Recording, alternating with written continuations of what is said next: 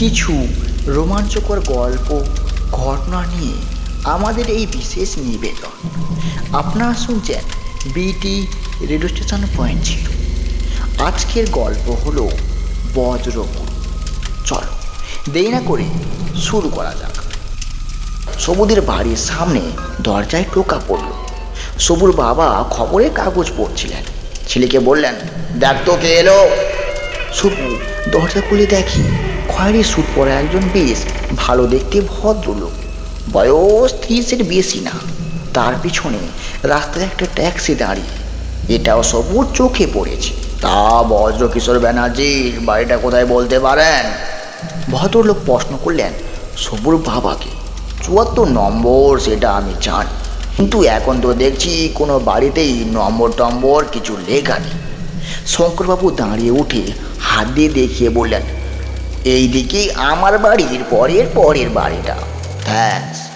ভদ্রলোক যাবার জন্য ঘুরছিলেন, কিন্তু শঙ্করবাবুর একটা প্রশ্নে থেমে গেলেন। আপনি কি ওর আত্মীয়? হ্যাঁ, আমি ওর ভাইপো, ছোট ভাইয়ের ছেলে আসিফ। ভদ্রলোক চলে গেলেন। শঙ্করবাবু আবার সোফায় বসে পড়লেন। Highly interesting. আমার ধারণা ছিল বজ্রবুড়ো 3 কুলে কেউ নেই। বিকেলে সবুরা চা খাচ্ছে এমন সময় দরজায় আবার টোকা পড়ল। সবু খুলে দেখে আবার সেই লোক। একটু আসতে পারে কি? শঙ্করবাবু উঠে আসছেন, বললেন, হ্যাঁ নিশ্চয়ই, আসুন আসুন। ভদ্রলোক ঘরে ঢুকে এলেন। বসুন, চা খাবেন? নো থ্যাঙ্কস, এইমাত্র খেয়ে আসছে। বজ্রবাবুকে কেমন দেখলেন? সেইটা নিয়েই একটু কথা বলতে এলাম, বললেন ভদ্রলোক। আগে আমার পরিচয়টা আপনাদের দিই। আমার নাম অমিতাভ ব্যানার্জি। আমার পেশা হচ্ছে মনের ব্যায়ামের চিকিৎসা করা, যাকে বলে সাইকোয়াট্রিস্ট। কলেজে পড়ার সময় থেকে শখটা হয়েছিল, বাবাও রাজি হয়ে গেলেন। আমি বিলেতে গিয়ে পাস করে ওখানে 3 বছর প্র্যাকটিস করেছিলাম। কিছুদিন হলো কলকাতায় এসছি। বাবার কাছ থেকে যেটার কথাটা আমি শুনেছিলাম। বাবা লখনৌতে ওকালতি করতেন। আমার জন্ম, পড়াশুনো সবই ওখানে। আমি বজ্রজাটাকে কোনোদিনও দেখিনি।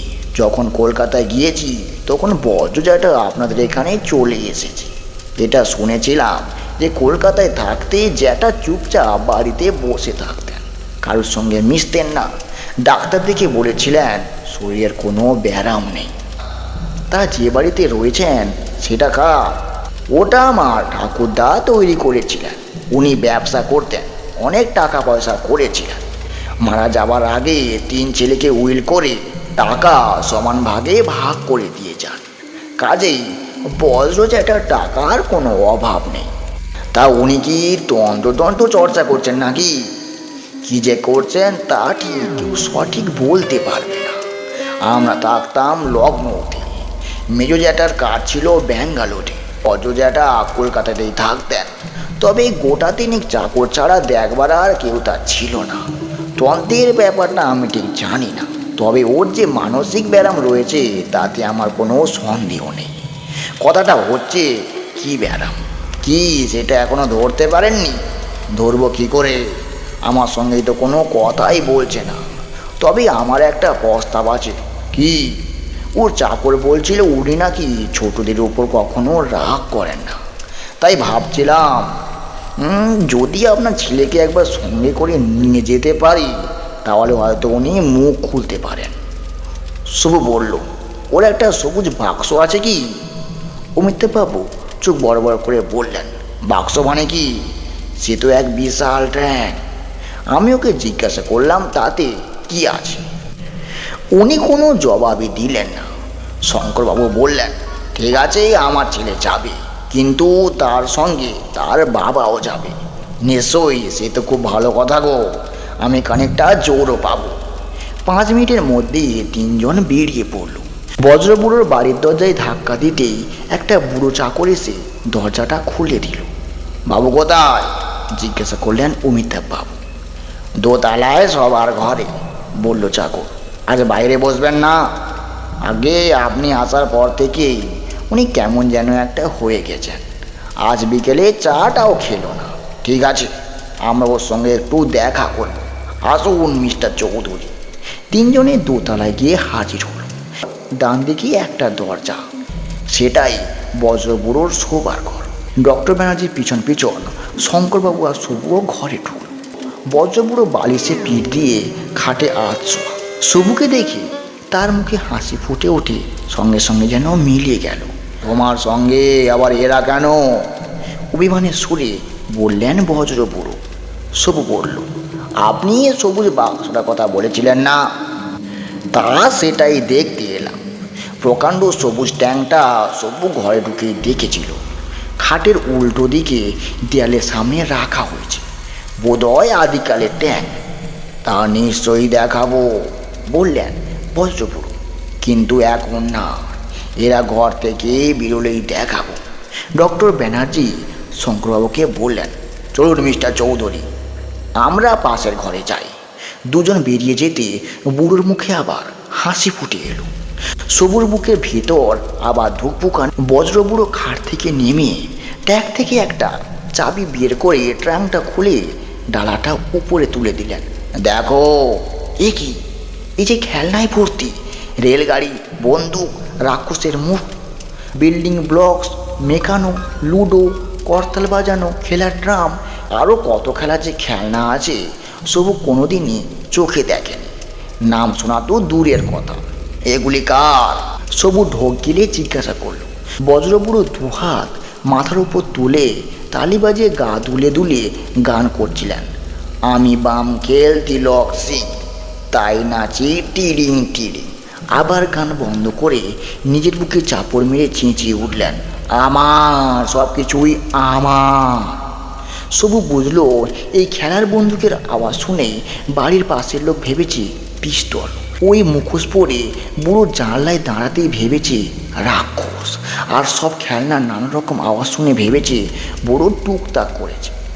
সবু বলল, বাবা ডাক্তারবাবুকে ডাকি, ওরা যদি আমার খেলনা নিয়ে নেয়। পুরো কর্কশ গলায় চেঁচিয়ে উঠল, মোটেই নেবে না, ওরা খুব ভালো লোক, আপনার কোনো অনিষ্ট ওরা করবে না। তবে ডাকো। দুজনে এলেন। ট্রাঙ্কের ডালা এখনো খোলা। অমিতাভ ব্যানার্জি ভেতর জিনিসগুলো দেখে চাপা গলায় বললেন, সব ব্রিটিশ আমলের বিলাতি খেলনা, ওর নিজের ছোটবেলার জিনিস। এই জুড়ি আজকাল আর এদেশে পাওয়া যাবে না। তারপর বজ্রবুড়োর দিকে চেয়ে বললেন, আপ জ্যাঠা বসুন, আমরা আপনার ভালো করতে এসেছি। যে ভালো রয়েছে তাকে আবার ভালো কি করবে? কড়া সুরে জিজ্ঞাসা করলেন বজ্রবুড়ো। ঠিকই বলেছেন বললেন ডক্টর ব্যানার্জি, আমি ভুল বলছিলাম। আপনার কোনো চিন্তা নেই, আমি কালকেই চলে যাব। যাবে বই কি, নিশ্চয়ই যাবে। অমিতাভ ব্যানার্জির সঙ্গে সবু আর শঙ্করবাবু নিচে নেমে এলেন। কেউ একরকম মনের ব্যারাম, জানো তো বললেন ডক্টর ব্যানার্জি। শরীরের বার্ধক্যের পুরো ছাপ, কিন্তু মন সেই বালকের অবস্থার পরে আর বাড়েনি।